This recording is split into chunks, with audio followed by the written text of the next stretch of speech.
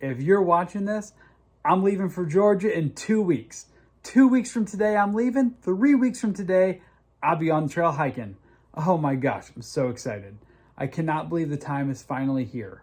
It's been months since I made the full decision to commit to this, and for a while the time was dragging by. Now I'm getting a little nervous. More excited than nervous. I'm stoked. So I did create a YouTube. I just want to let you all know up front, I have no intentions of doing any kind of traditional vlogs of this hike. I know that I want to document my hike in some way. I want something to look back and remember this journey by. So I've been playing with several things: journaling, video blogs. If I decide to do a weekly video, it'll likely be just a montage of pictures and maybe me talking, just giving a little bit of updates and what's going on. I do not intend to do daily videoing or anything of that nature, just because I want my experience to be all about the hike and not about creating any kind of content. All right, I hope you enjoy the rest. High-level overview of the Appalachian Trail. Official miles for 2022 is 2,194.3 miles. The Appalachian Trail covers 14 states, starting on Springer Mountain in Georgia and the northern terminus being Mount Katahdin in Maine. The 14 states that it covers, well, on the first 3 attempts, I missed them. Let me try a fourth. Okay, we have Georgia, North Carolina, Tennessee, Virginia, West Virginia, Pennsylvania, Connecticut, Massachusetts, New York, New Hampshire, New Jersey, Vermont, Maine, and I missed one again. All right, whichever one I missed, we're leaving. Maryland is Maryland. How do you miss Maryland? The trail follows the Appalachian mountain chain from south to north or north to south, depending on which way you choose to hike it. Ascents and descents over the entire trail is the equivalent of hiking from sea level to the top of Mount Everest and back down 16 times. Yes, I know I'm crazy. My start date is getting close. So in 2 weeks, on March 5th, my mom and dad are going to drive me down towards Georgia. We're taking a week on the way to Georgia to spend some time in Gatlinburg. We're planning to go to Max Patch, Smoky Mountain National Park. We're going to stay at Fontana Lodge one night. So that'll be a fun kind of pre-trip before I start my hike. I plan to start hiking on March the 12th. So a little bit about my thoughts and my plan as of now, knowing that weather and everything else may cause this to change. But we intend to arrive at Amicalola State Park in Georgia on the 11th of March. And we're staying at the lodge there that evening. So I plan to hike the stairs up the waterfall, so the first mile or so of the approach trail on the 11th. And then the morning of the 12th, which is the Saturday, my parents will drop me off at the top of the falls, and then I'll continue on. So there's a couple ways to get to the southern terminus, which is on Springer Mountain in Georgia. One is you can do the approach trail, which is about, I think it's 8.8 miles. It's just under 9 miles. And that goes from the bottom of the falls at Amicalola Falls State Park and up to Springer Mountain. The other thing you can do is go up a Forest Service road, and I think it's about an hour drive from what I've heard and read. And the road can sometimes be pretty rough depending on weather. That road comes to the Appalachian Trail about just under a mile on the north side of Springer. So if you're dropped off there, then you got to walk south to the terminus of the AT and then backtrack and then continue north. Just for the ease of logistics, and also I really want to start my journey on the approach trail.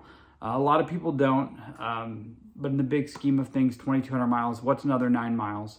Also, last year when I started my section hike, I started at Amicalola Falls and I did the approach trail. However, the stairs were taken out by a storm, so I had to do the East Ridge Trail around the stairs up the waterfall. So I've never gotten to do those, so I really want to go ahead and do that. I'm hiking the AT northbound, or commonly referred to as Nobo. And as far as my timeline, realistically, I really just want to finish before my 40th birthday on October 5th. So that kind of timeline also matches up with around the time that Mount Katahdin closes for the snow and the fall. So that's my plan. I don't plan to do any huge mile days, especially at the beginning.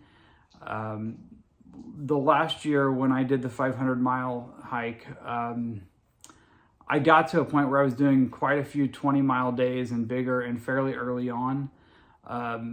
Things are just different because now I've sold my home, I've sold my motorcycle, I sold my car this week.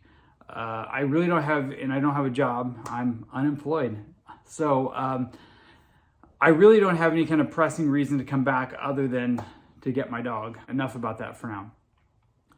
So I plan to, at least for the first week, only do 8 to 10 miles a day, which is pretty customary. Some people say don't do more than 10 for the first 200 miles. I know myself well enough to know that I will not stick to that. But I'm going to try to make myself stick to 8-ish miles a day for at least the first 5 days, and then slowly start increasing the mileage from there. I think that's pretty much it as far as my thoughts on the trail. Well, let me go back a little bit. One other thing, so my mindset when it comes to hiking the trail is a pretty traditionalist approach, or a purist as they say.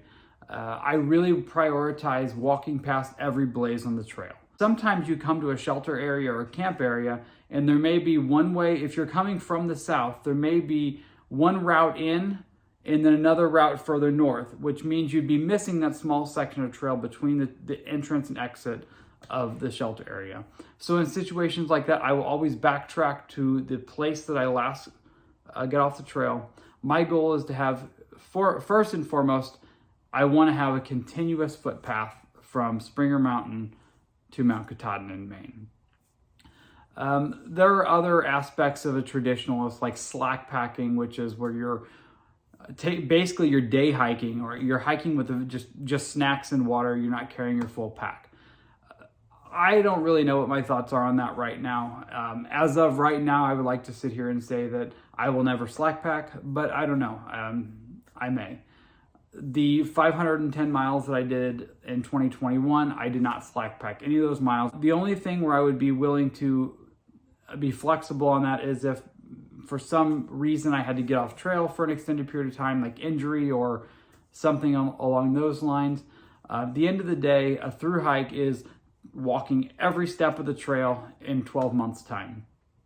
So if it came to a situation where I would need to skip, like, I don't know, a couple 100-mile section, that way I can make it to Katahdin and then flip back down and do those other miles. You can also mix up some sections. You may go southbound or northbound. All those are acceptable for a complete through hike. I may consider making accommodations or being more flexible in my initial intent in order to complete the through hike. But initially, if I can remain uninjured and all is well, my goal is to walk continuous footsteps from Georgia to Maine. As I'm talking to people about my upcoming journey, I tend to get a lot of the exact same questions. So I thought I would write them down and try to answer them all right here. Maybe you have some of the same questions. So the first one I always get is, are you going alone? And yes and no. When I'm dropped off, I'm starting the trail by myself. But there are 45 other people signed up to start, mostly by themselves, on the same day. Even though the Appalachian Trail is hiked every year by 3 to 4 million people, most of those people are day hiking or section hiking, but there are already over 3,000 people registered to attempt through hikes for 2022. Looking at my start date, there being about 45. Some people have already started. The last I looked earlier this week, I think over 200 people have already started for 2022. And starting on February 22nd, because I guess a lot of people love this Tuesday, it's February 22nd, 22. I'm wondering how many are going to actually start at like 2:22 p.m. and maybe 22 seconds. Anyway, for about a month before and 20-ish days after I start my hike, anywhere from 40 to 65 people per day, every day, are registered. So yes, I'm starting alone, but I will not be alone out there. More accurately, for the first month or so before a lot of people quit, it's going to be more like walking in just lines of people. It's going to be way overcrowded. but such is life. Okay, the next question I get all the time is, are you bringing a gun? No, just no. For those of you that know me, yes, I like guns. Yes, I have guns. I would never bring one to backpack on the Appalachian Trail for so many reasons. But I'll answer just the one reason: weight. You try to carry as little weight on your back as possible. And if you look at even a very light, small handgun loaded with ammo, you're probably looking at 1.5 pounds or 2 pounds. That's like nearly the weight of my entire sleep system. So just no, I will not be bringing a gun. If you have one of those follow-up questions, but what are you taking for protection? Nothing. Just try to be smart. I've got trekking poles. I guess I could use those against a bear. Next one is, how do you get food?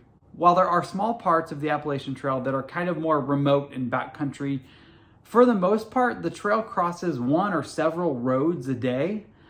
So you're coming to town every 2 to 4 days on average, so you resupply your food then. Generally, I'll start out carrying about 4 days of food, and other than in probably 2 places, I don't ever intend to carry more than 4 days of food at a time. Okay, so I also, where do you sleep and where do you shower? So partly that goes back into, for the showers, you're going to a town every couple days, and generally I'll be staying at hiker hostels or in hotels. Probably more often hiker hostels than hotels, just because for the community aspect of it, they're kind of fun. You can stay in a hotel anywhere. The other thing is, staying in hostels is generally cheaper than hotels, and as I mentioned, I'm unemployed. So as far as sleeping, I will be carrying a tent, a lightweight backpacking air mattress, and a sleeping quilt. The majority of the time I will be sleeping in my tent. There'll be some times I'll sleep in shelters, more on that in a second. And then, as I mentioned, hostels and hotels. So the Appalachian Trail, and I don't have the number, but it's something like, it's a lot. There's hundreds of shelters along the AT. A shelter is pretty much just a 3-sided lean-to, and you can sleep inside of them if you wish. I slept in a few along my journey last year, and generally I only slept in them when there was bad weather or something along those lines. But most people along the trail stay in their tents or hammocks around the shelter areas. So while portions of the day you're by yourself, pretty much most people kind of congregate around the shelter areas in the evening just for the social aspect, and just, I don't know, safety in numbers, or just we're humans and we like to interact with others for the most part. People have asked me, like, what happens if you get lost, or how do you navigate? So along the Appalachian Trail, trees are blazed, which are just basically white strips of paint along trees. Theoretically, you're supposed to be able to see the next blaze when you're standing in a blaze. That's rarely the case. However, the trail is very heavily used. It's generally very clear. And then there are periodic blazes on the trail. A blaze for the Appalachian Trail is, I think it's 2 inches wide by 6 inches long of white paint. In addition to just following the trail in the blazes, I will be using a GPS app on my phone. I do not intend to carry a separate personal locator beacon or like a Garmin InReach or anything like that.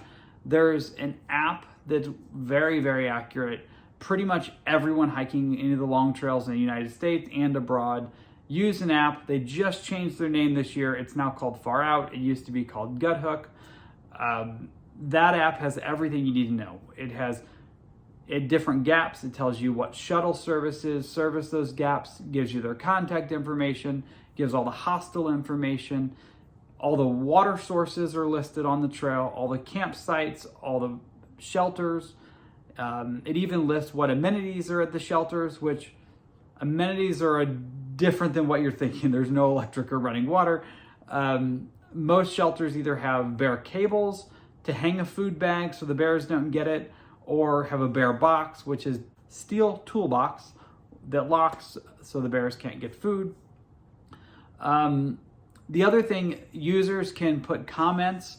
So if there's a water source that's running well, or hey, this has gone dry. So as long as you watch your Guthook comments, you pretty much have every bit of information you need just in that one app. If your phone dies, like I said, generally we're carrying backup battery banks, but if for whatever reason you're out of power, you just follow the blazes to the next town.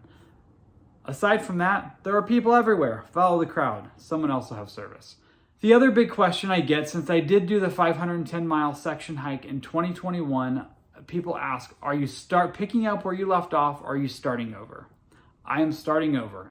The reason for that is I want to be a thru hiker. I want to complete the whole trail in 1 year's time. So that's all I have that I've written down for the common question. If you do have questions, comment below and I'll either answer them or maybe I'll make another video. I'll probably just answer them in the comments.